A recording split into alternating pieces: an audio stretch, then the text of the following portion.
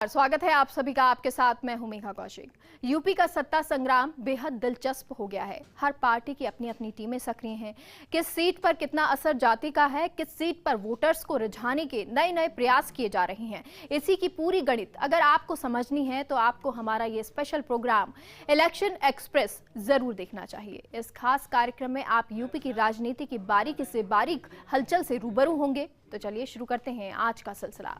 UP की रणनीति हिंदुत्व और विकास पर आधारित है, तो सपा इसे जाति आधारित चुनाव बनाने की कोशिशों में लगी है। अखिलेश यादव की रणनीति इस बार ज्यादा पैनी नजर आ रही है। उन्होंने जातिगत समीकरण साधने के लिए इस बार पश्चिम से पूर्वांचल तक कई प्रयोग किए हैं, लेकिन बीजेपी सरकार की डीबीटी योजनाओं के मुकाबले ये समीकरण कितने कारगर होंगे, ये रिपोर्ट देखिए। एक और बीजेपी कैराना के मुद्दे को हवा देकर पश्चिम से पूरब की ओर आंधी चलाना चाह रही है, तो दूसरी ओर समाजवादी पार्टी भी काउंटर अटैक कर रही है।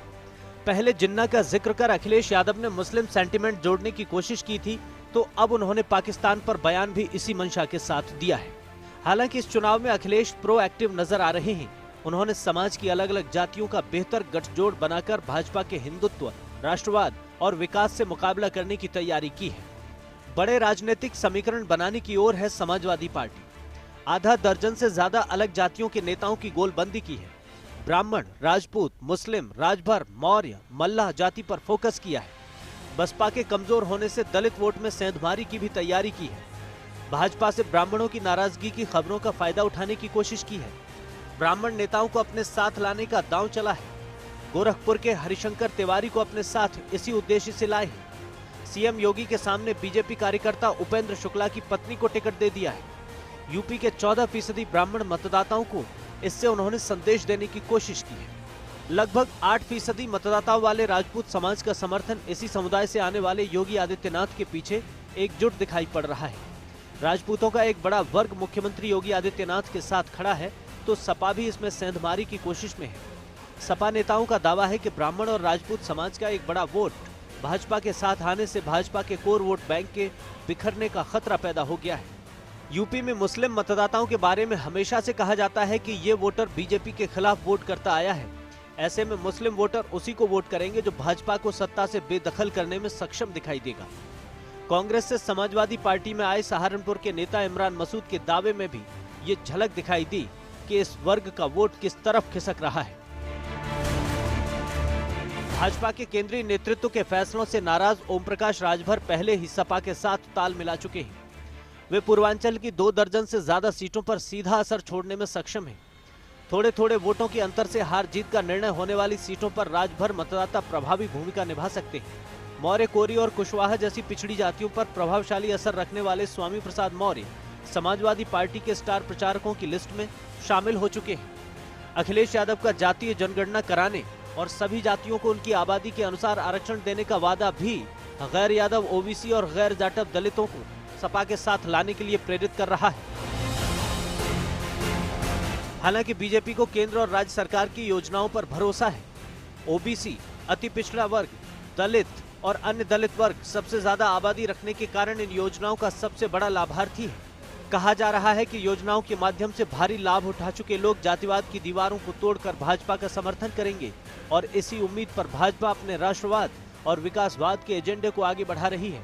हालांकि भाजपा का ये प्रयोग पहले सफल भी हो चुका है और 2019 के लोकसभा चुनाव में नरेंद्र मोदी सरकार की कल्याणकारी योजनाएं विपक्ष की सारी रणनीति पर भारी पड़ी थी। Bureau report, first India news. इधर बीजेपी ने समाजवादी पार्टी पर अपराध को बढ़ावा देने का आरोप लगाते हुए हमले शुरू कर दिए हैं और ऐसे में अखिलेश यादव जानते हैं कि इन हमलों से बचना इतना आसान नहीं है। काउंटर अटैक में अखिलेश भी ऐसे ही आरोप लगा रहे हैं, लेकिन नेताओं के आरोप प्रत्यारोप के बीच आम आदमी चुपचाप देख रहा है। दरअसल राजनीति में अपराधियों का बोलबाला होने से विकास का विचार पीछे छूटता है। ऐसे में ये जानना जरूरी है कि जिन्हें आप चुनने जा रहे हैं वो अपराध के दलदल में कितने गहरे उतरे हैं। बाहुबल और धनबल के इस्तेमाल ने चुनाव में अपराध और भ्रष्टाचार की एंट्री कराई। यही वजह है कि अब राजनीति में इन अपराधियों का बोलबाला है और सियासी पार्टियां भी अपनी जीत हार के समीकरणों पर विचार करके इन अपराधियों को टिकट देना ही उचित समझती है। यूपी चुनाव में फिर एक बार मुद्दा उठा है अपराधी और गुंडों का। बीजेपी समाजवादी पार्टी पर अपराधी गुंडों और दंगाइयों को टिकट देने का आरोप लगा रही है तो सपा भी काउंटर अटैक कर रही है। मैंने इसलिए कहा कि मुख्यमंत्री ये पहले मुख्यमंत्री हैं जिनके ऊपर इतने मुकदमे थे, डिप्टी सीएम पहले हैं जिनके ऊपर इतने मुकदमे थे। मुख्यमंत्री ने अपने केस वापस ले लिए, डिप्टी सीएम ने अपने केस वापस ले लिए। पिछली विधानसभा में सबसे ज़्यादा आपराधिक मामलों में अगर कोई सदस्य में बैठा तो भारतीय जनता पार्टी के सदस्य बैठे थे। आज जो सूची जारी हो रही है, दूसरों पे तो आरोप लगा रहे हैं, लेकिन भारतीय जनता पार्टी अपनी सूची नहीं देख रही है। उनकी सूची में भी बड़ी संख्या में वो लोग हैं जिन पर आपराधिक मुकदमे दर्ज हैं, जो कहीं ना कहीं अपराधी हैं, और इसीलिए जनता इनसे नाराज़ है। इनके लोग दौड़ाए जा रहे हैं, भगाए जा रहे हैं, कूटे जा रहे हैं। उत्तर प्रदेश में बदलाव होना तय है, भारतीय जनता पार्टी का जाना तय है। जिस तरह का आक्रोश है भारतीय जनता पार्टी का उत्तर प्रदेश से सफाया होगा। अखिलेश यादव ये तर्क जरूर देते हैं कि बीजेपी में भी आपराधिक छवि के प्रत्याशी हैं, लेकिन क्या इससे जनता के प्रति जवाबदेही पूरी हो जाती है? क्या दूसरी पार्टी की तुलना में आपराधिक छवि के लोगों को उतारना जायज ठहराया जा सकता है? असल में बीजेपी ने सपा के ऊपर आरोप लगाने तब शुरू किए जब शामली जिले की कैराना सीट से अखिलेश यादव ने नाहिद हसन का टिकट फाइनल कर दिया। नाहिद हसन के खिलाफ पुलिस में कई आपराधिक मामले दर्ज हैं। नाहिद को कैराना से हिंदुओं के अति चर्चित पलायन का मास्टरमाइंड कहा जाता है।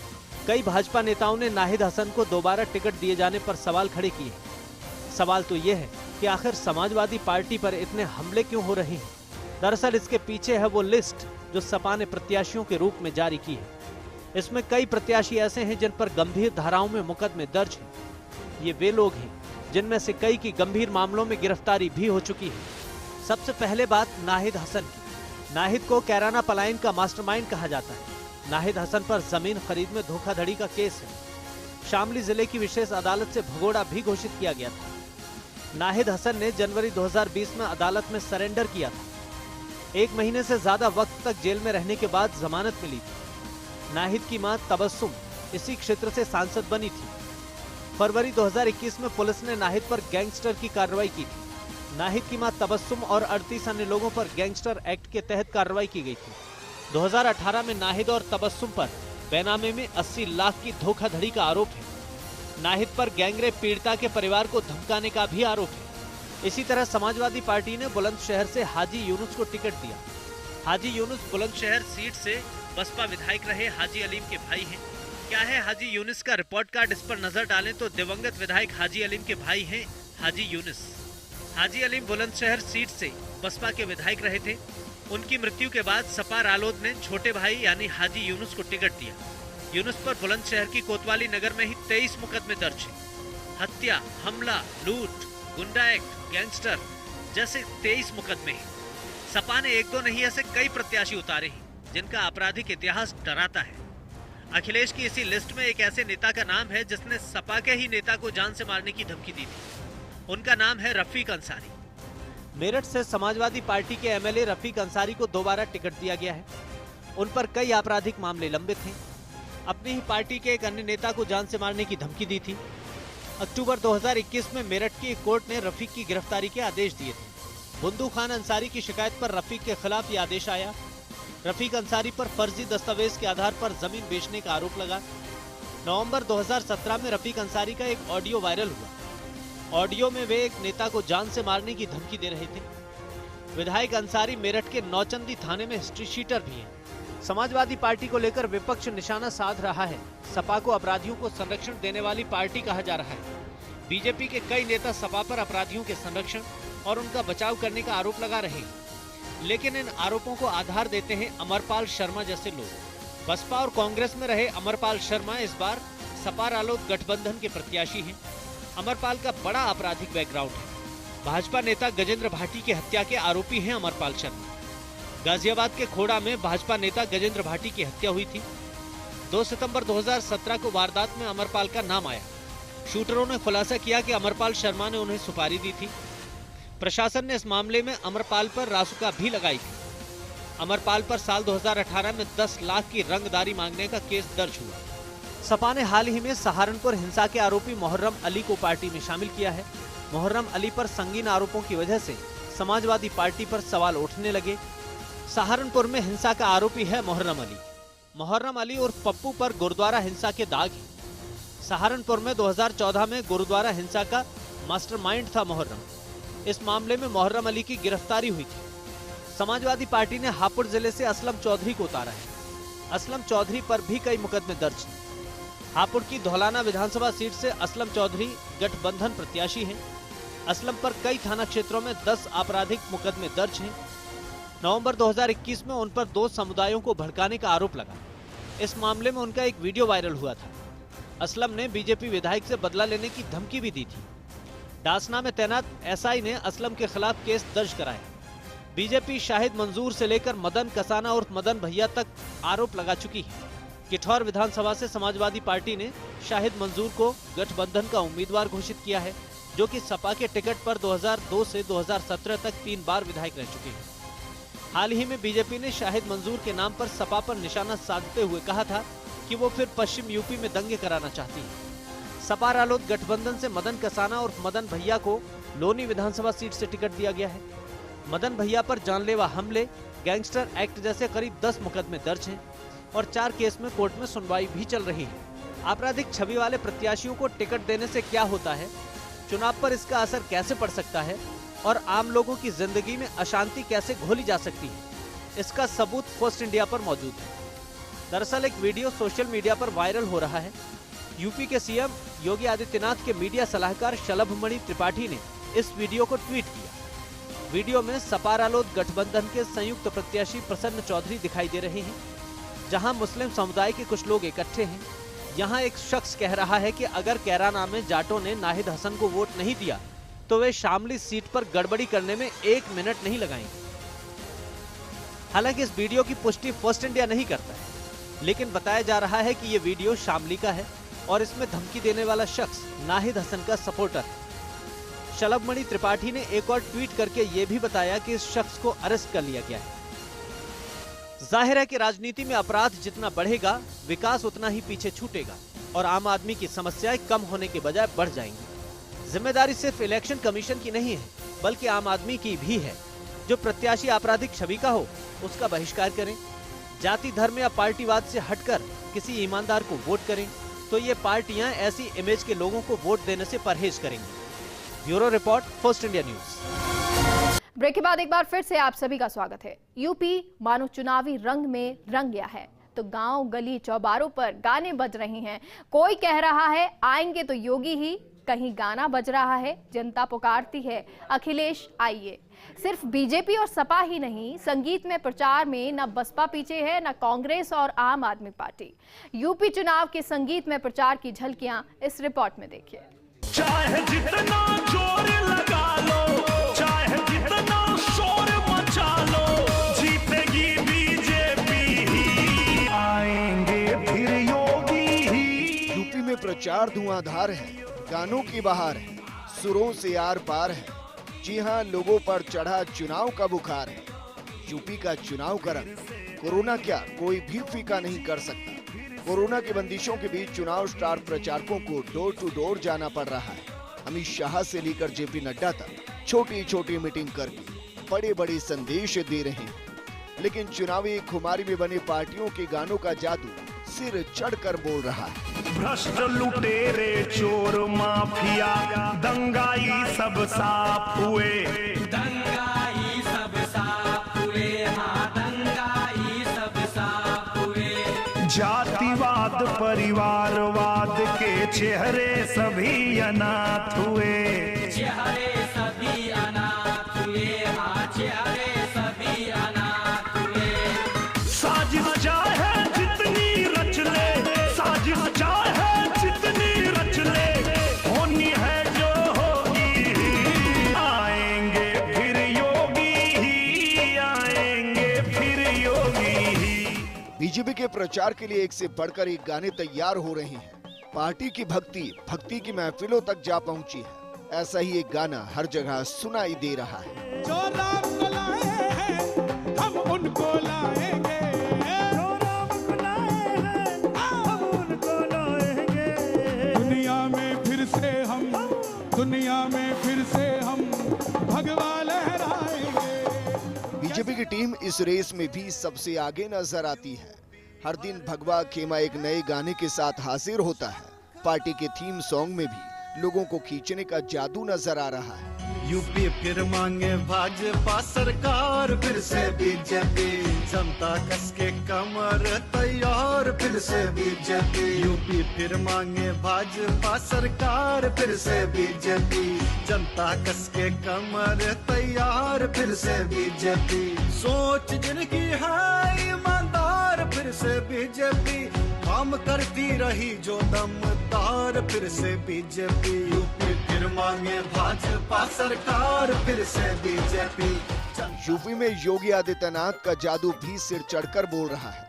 योगी आदित्यनाथ के ऊपर बने गाने भी खूब वायरल हो रहे हैं। ऐसा ही एक गाना है, श्री योगी योगी, श्री योगी योगी, श्री योगी योगी, श्री योगी योगी। यूपी फिर से सीएम मांगे श्री योगी योगी। लेकिन संगीत में प्रचार में अखिलेश एंड कंपनी भी पीछे नहीं है। चुनावी संग्राम शुरू होते ही अखिलेश यादव ने एक गाना रिलीज किया था। जनता पुकारती है अखिलेश आइए, जनता पुकारती है अखिलेश आइए, खुशहाली और विकास का सूरज उगाइए, खुशहाली और विकास का सूरज उगाइए। ओ,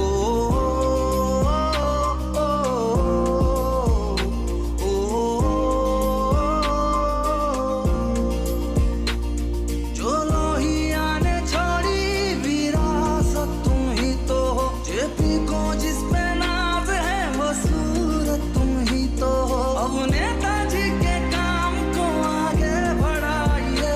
अखिलेश यादव का क्रेज भी यूपी में खूब है। उनके लिए गाया गया भोजपुरी गाना भी खूब वायरल हो रहा है। पूर्वांचल में खास तौर से इस गाने की धूम मची है। हालत सुधारी ना उत्तर प्रदेश के, हालत सुधारी ना उत्तर प्रदेश के, जबले वोटावा ना देबा अखिलेश के, जबले वोटावा ना देबा अखिलेश के। गाने एक से बढ़कर एक हैं और हर लफ्ज के साथ जोश भी दोगुना नजर आता है। अखिलेश यादव के ये गाने बेहद पसंद किए जा रहे हैं। जबले भैया रहने मिलल खूब नौकरी सरकारी हो, खूब नौकरी सरकारी हो, सस्ता रहल दाल नून सगरो तेलवा तरकारी हो, नून तेलवा तरकारी हो। कौन के चर्चा लुगवा कोरे देश विदेश के, जनता उत्तर प्रदेश के अपमानत बा अखिलेश के। भले ही बहन जी हाथी के लिए प्रचार करने नहीं निकली हो, लेकिन उनके फैंस ने एक से बढ़कर एक गाने बनाए हैं। इन गानों में बीएसपी सुप्रीमो मायावती के लिए दीवानगी नजर आती है। हाथी का बटन सभी को दबाना है, हाथी का बटन जिसका सभी को था इंतजार, बसपा की आएगी अब सरकार, सभी को दबाना है, हाथी का बटन। यूपी चुनाव में भले ही कांग्रेस पार्टी चौथे नंबर पर खड़ी दिखाई दे रही हो, लेकिन सच ये है कि कई सीटों पर कांग्रेस दूसरे प्रत्याशियों के लिए चुनौती बन सकती है। पार्टी चुनाव में एक अलग रणनीति के साथ उतरी है और फोकस है महिलाओं पर। कांग्रेस पार्टी के प्रचार गीत में भी नारी शक्ति की झलक दिखाई दी। मैं लड़की हूँ, लड़ सकती हूँ, मैं कुछ भी कर सकती हूँ, पर्वत क्या मेरे आगे, मैं चांद को लांघ भी सकती हूँ, घर भी चलाया है मैंने, मैं देश भी चला सकती हूँ। यूपी चुनाव में आम आदमी पार्टी दूर दूर तक नजर नहीं आ रही, लेकिन आम आदमी पार्टी का गाना जरूर लोग सुन रहे हैं। गाने में भी स्पष्ट है कि आम आदमी पार्टी यूपी में आगाज करने के लिए बेताब है। राजनीति को बदलने आपको आया है,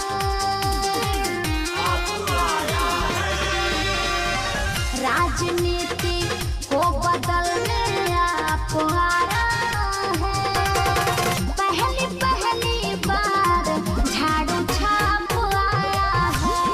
चुनाव में गीतों का अलग ही क्रेज रहता है। अलग अलग पार्टियों से जुड़े लोग इन गीतों पर न सिर्फ झूमते हैं, बल्कि अपने प्रिय नेता या पार्टी को जिताने के लिए जी जान से जुट जाते हैं। Bureau report, first India news.